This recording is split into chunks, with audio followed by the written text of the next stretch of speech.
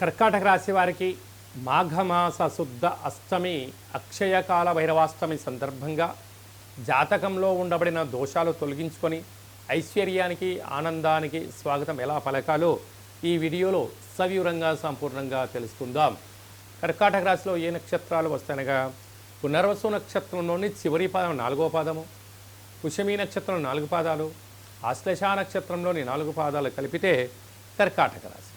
చాలామందికి పుట్టినటువంటి కాల సమయంలో డేటా బర్తులు లేనటువంటి కారణం వలన పేరు యొక్క మొదటి అక్షరాన్ని అనుసరిస్తూ ఆ రాశిని తెలుసుకునే ప్రయత్నం చేద్దాం.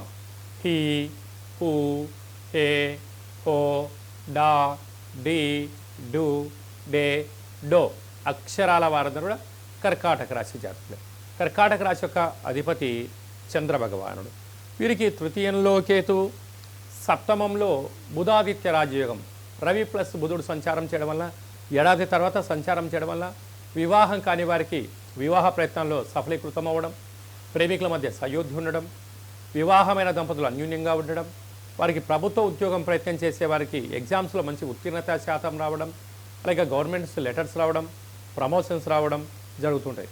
కాకపోతే అష్టమంలో శని భగవానుడు సంచార స్థితి ఉన్నప్పుడు చిన్న చిన్న విషయాలకు ఆందోళన, చిన్న చిన్న వాటికి తగాదాలు, గొడవలు పెట్టుకొని బంగారు భవిష్యత్తు రోజులను డిస్టర్బ్ చేసుకోవద్దు.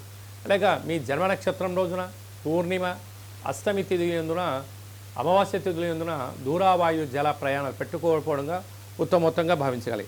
భాగ్యంలో శుక్రరాహుల సంచార స్థితి. భార్యాభర్తలు అన్యూన్యంగా ఉన్నప్పుడు ఏదో ఒకరు తలదూర్చడం, వారి మధ్య విభేదాలు తీసుకొచ్చే పరిస్థితి ఉంటుంది. కనుక మీరు ఒకరి మాట వినకుండా మీ మాట మీరు వింటూ ప్రశాంతంగా ఉండే ప్రయత్నం చేయండి. లాభస్థానంలో గురువు. విదేశాలకు వెళ్ళాలి అనుకున్న వారికి నెరవేరడం, వ్యాపార ఆకర్షణ, ధన ఆకర్షణ మీ సొంతం కాబోతుంది. వ్యయంలో కుజుడు సంచారం చేయడం వలన ప్రమాదాలు పొంచి ఉన్నాయి. అనవసర ఖర్చులు, హాస్పిటల్స్, ఇబ్బందులు, డబ్బులు పోగొట్టుకునే పరిస్థితి ఉంటుంది ఓటీపీల ద్వారా. తస్మాత్ జాగ్రత్త. కొన్ని వేల వీడియోలలో ఈ వీడియో మీరు చూస్తున్నారు అన్నట్లయితే కాళభైరవ స్వామి ఆశీస్సులు మీ పైన ఉన్నాయి అని చెప్పి మీరు గమనించగలగాలి. కనుక ఈ వీడియో విని కాళభైరవ స్వామిని స్మరించడం, ధ్యానించడం వలన, ఆయన ఇంటికి స్వాగతం పలకడం వలన మన వృత్తులలో, ఉద్యోగాల్లో, వ్యాపారాల్లో ఉండబడిన ఆటంకాలను కూడా తొలగించుకొని ఐశ్వర్యాన్ని స్వాగతం పలకబోతున్నారని చెప్పి గమనించాలి. అలాగా హోటల్ వ్యాపారస్తులు, నీటి వ్యాపారాలతో కూడుకున్న స్వీట్ హౌస్లు, హోటలు, చిరు వ్యాపారులు, మార్కెటింగ్ రంగంలో ఉండబడిన వారు, సాఫ్ట్వేర్ హార్డ్వేర్ రంగంలో ఉండబడిన వారి దగ్గర అనేక రకాలుగా ఇబ్బందికి గురి కాకుండా ఉండగలిగాలి అన్నట్లయితే కాళభైరవ స్వామి స్మరణ, ధ్యానము, దీపము, ముడుపు యోగదాయకం అని చెప్పి గమనించాలి.